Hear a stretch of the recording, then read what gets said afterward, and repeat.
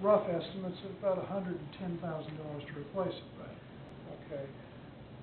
If we were flush, fairly simple answer. However, when it was last open, I think the traffic counts are about 50 vehicles a day. Right. So we have to balance that That with other expenditure with other expenditures. It's just a matter of triaging expenses there against maintenance expenses anywhere else in the city.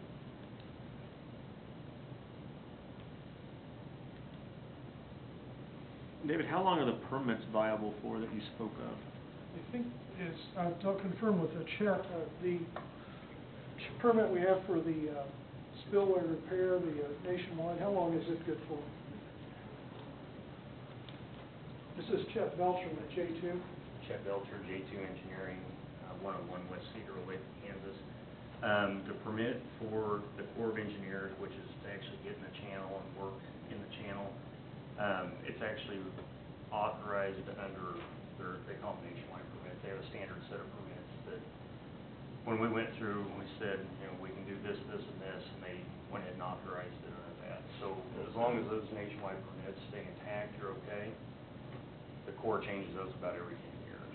So the thing you have going for you is a lot of man-made improvements down there, so the Corps kind of doesn't look at it as a natural asset as far as stream. The stuff we did for the Division of Water Resources, your compliance permit, it's done. They came out with that new regulation to do basically simulate what happens if the dam breaks, how far does that floodway go downstream. And they added that, and that's a pretty expensive process, honestly. But that's been taken care of, and it'll be good until the next dam inspection. But at that point, you do that every 3 years. Your next dam inspection will just be a visual inspection that says, yeah, we're still compliant. We did really all the heavy lifting's done.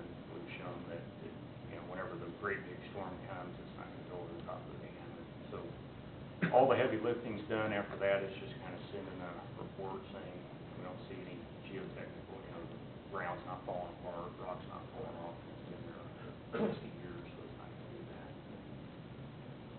So I don't know if that answered your question. Yeah, I think it does. So ideally, if we were able to find funds or partnership with the county or what have you, we'd have kind of a 3 to 10 year span to exercise those permits and not be out the cost of those permits. Is that what I'm hearing? I think that would be a safe assessment. We've got 90% plans. I think we probably have to parse them out a bit to do the repairs. But the project did involve rebuilding the drop structures as you work your way down toward 151st Street. Right. Fair to say. Thanks, David. The roadway would be another thing. We need to do some work there. We do have some geotechnical work, however, we would need to get a geotechnical engineer to assist us in how to design that so it stays. Well, the original one lasted, it was built in the 30s. The asphalt cap kept disappearing, but the concrete held up for quite a while. But that was really more of a low water dam. Exactly right, it's a low water crossing. Then it was And that's the only exit from the dam. There's a fairly small conduit that the valve's not operational that goes through that used to feed the treatment plant. The only control is a valve on the downstream side. But once again, I think it's a 2x2 concrete conduit, so to significantly raise or lower the lake, it's kind of like draining a bathtub through a pinhole. So there are no other design options that would make this project eligible for the county funding? That would be correct. There's the the CDM did look at some options. They involved kind of batterboard setups like you would see below Massachusetts Street Dam or Massachusetts Street Bridge in Lawrence. Just some high maintenance type things, but none of those are particularly feasible, as I recall. And actually, those won't meet any FEMA's criteria. Those are still, when you take those batters out, they call them a breakaway, so when the water gets high enough, they're just made to fall apart. And basically, you've created a mini dam failure, so you've got that big floodway. So, as far as viable projects, you know, basically what we tried to do was choke 151st Street down and make it a big detention basin. Well, the estimated amount of water coming out of the lake was about, talking engineering terms, about 28,000 gallons every second. That was 60% off. So you increase the flow by double plus a little. It was too big of an increase. We tried everything, but we just couldn't mitigate that change. You know, we actually had a professor at KU look at it, and his solution was build another lake downstream. Just throw another. So essentially, our only option is to create a significant amount of detention somewhere No. in that corridor. Well, no, and there's a whole other piece to that is even if we make the spillway bigger from where it is right now, it's still where they thought the floodplain was in '09, it's still probably gonna be higher than that even if we make. So you're making these improvements that you're thinking helps, but it's, you know, it's 2 or 3 feet off, so you make something that you can mitigate, but there's gonna be more than the 27 houses in the floodplain anyway. I mean, not saying that that's not a reason to do it, but that's why the county won't participate either, because you're not solving. We're not solving the issue. So really our only option is to redo it as it is today. And I think that probably, in the long term, is fix the spillway, fix the roadway, don't increase the capacity, just leave it. Folks, it is what it is. So repair the maintenance issues and make it usable. And That's probably, because we really don't want to change the flow out of there because of the impacts. And what does that cost then? You said $100,000, that's just for the pavement. That's just to reopen the road, which is probably would be the residents' immediate concern. And then once you get down to spillway, I'm sorry, I don't have to guessing on that. Do you, magnitude of the spillway work? Your estimate of just the channel downstream was about $950,000.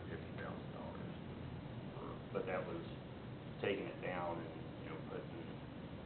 putting it back right,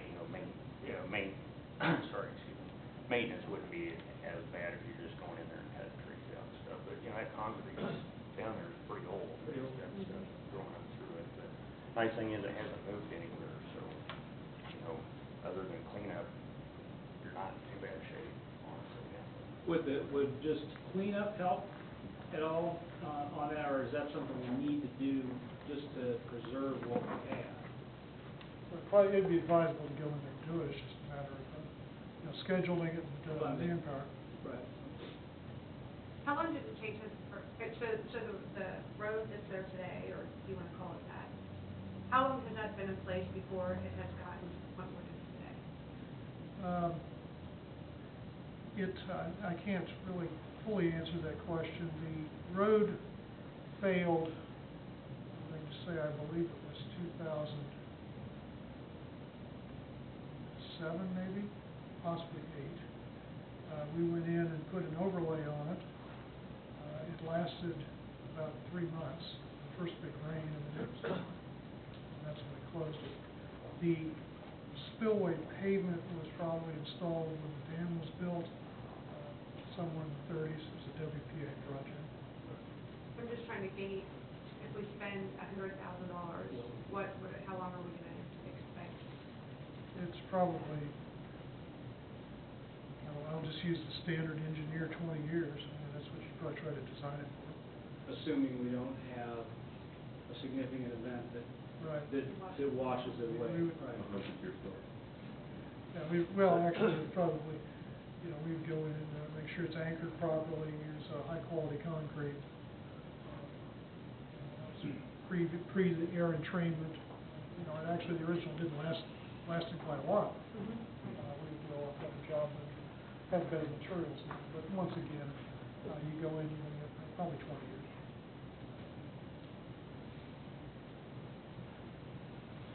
The only downside is you just have to, it could be the same $7. So if we could recoup the $60,000, that would pay for part of the $100,000. Well, it could be, yeah. Part of the cleanup, yeah. or we just get our money back for something that didn't happen, right? I mean, that's really what this, recouping the 64,000 is money that was wasted for nothing. Right. As I say, there is we did get some benefit. From the dam. From the, Yeah. the permitting issues. We've got, one of the significant ones is the dam breach analysis and basically confirmed that the freeboard is adequate for the design storm that DWR uses. So we do have that. So there's some residual, but yeah, There's still a fair amount of that 60 that, yeah. I mean, the total cost is, we're talking $250,000 spent, of which we've, there's some residual value in what it is, probably someone else's discussion. But we'll have to get with the county. All we can do is see where we go and report back as soon as we have some information. Are there any termination costs we need to be aware of? Termination costs? I believe with the county there should be done. I think we're square with J2, so basically what you see is. Sure. that's it. Okay, that's helpful. Great. Any other questions? So the county picked CDM to do that job to begin with? Yes, they were hired back, the county started doing floodplain studies in the late 90s. 98. CDM was one of several firms for the, I believe, 7 watersheds. They were doing the Hill Creek watershed. So the issue was buried somewhat deep inside the model. You guys were looking at it, wait a minute, this doesn't look right. And, I said possibly been passed over by several other people. And that theoretical build-out, now that is not just Gardner, that's Hill, where exactly does the build-out? The watershed for going into Gardner Lake is pretty much Gardner. I mean, the US 56 is more or less the upper reaches. Okay, so anything To the north, runs over to probably New Century a little bit, part into New Century, and then over to the other side of town, maybe over around Waverly in that area. And then upstream detention, would that impact? I know we've talked about regional detention and other concepts different. Would that change the modeling at all if we were to go that route eventually? Do you mind answering? Yeah. It's kind of interesting. First, the first part of that is when you do a design on something like that, standard practice is to ignore any benefits received from detention upstream at that point.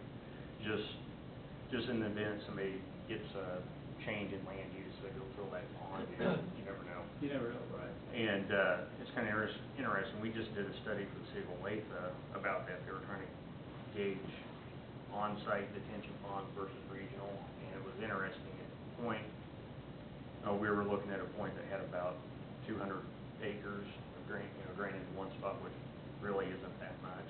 There was no benefit from on-site. From the region? From the on-site. But Okay. we did a regional detention. The benefit was far-reaching. So. Okay. But I guess it's 2 parts. One, it's standard to not count it, and really on-site detention is not very beneficial when you get that far down the street. When you get that, okay. Okay.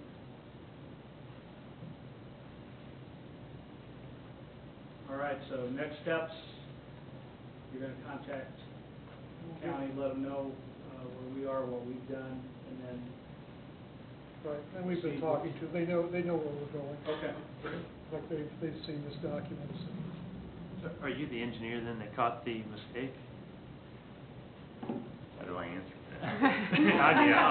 Yeah, it was. That's great, I think. Yeah, it could have been a pretty nasty deal. What kind of error could a person make that What they- misses the target by 60%? Basically, when you're looking at the detention, you've got how big a bathtub you got and how small a drain.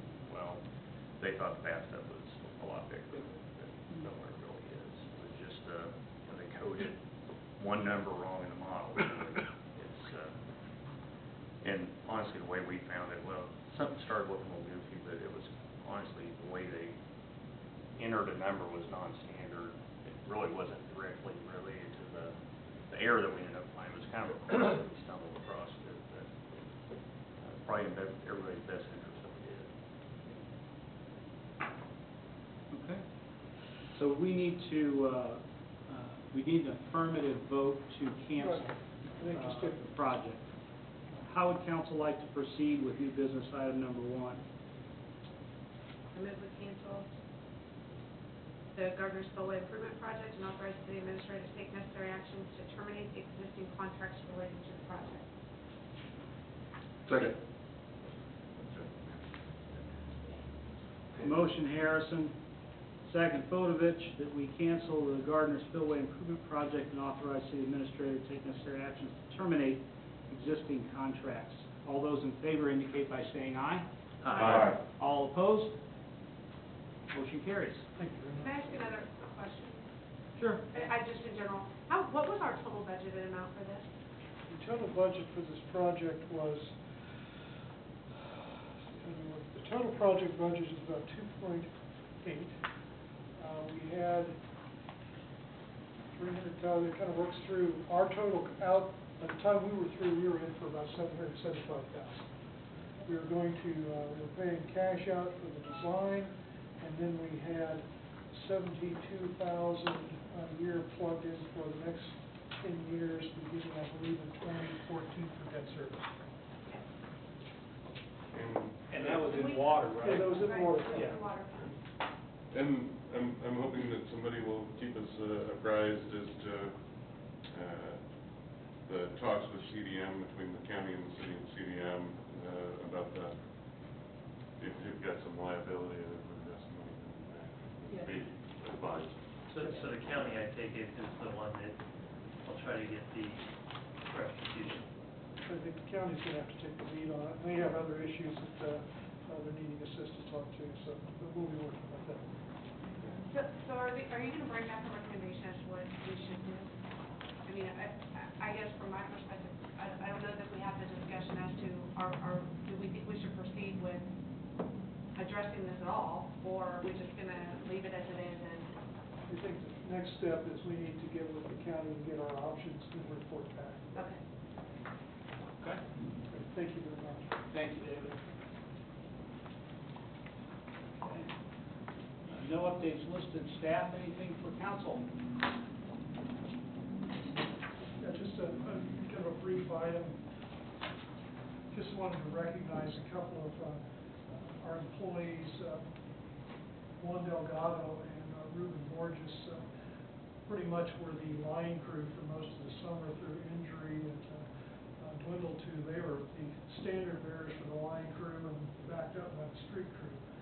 Done a great job, worked diligently. I think they were responded to every weekend water line leak we had for several months, but just wanted to recognize Juan and Ruben for their dedication and hard work this summer. Great. That's good. That's very good. It's also good that it's not surprising that they stepped up and did what needed to be done. That's very, that's something that we've grown used to here in Gardner. We appreciate that very much. Very good, thank you. Council, anything for staff? Just curious, do we have any kind of update on the community development director search? Yes, we do have an update. We received probably between 60 and 80 applications, right? 60 applications. That's gone through them to get down to about a dozen. We actually have a very competitive pool, good pool of applicants to select from. The plan is for us to, within the next 2 weeks, be complete with the screening process and be in a position to offer candidates the opportunity to come in and talk with us about the position and bring back a recommendation to you once we complete the interview process. We have a good applicant. So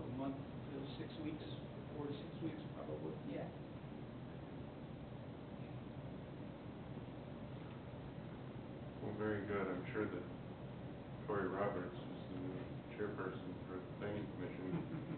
Is looking forward to working with the new community development.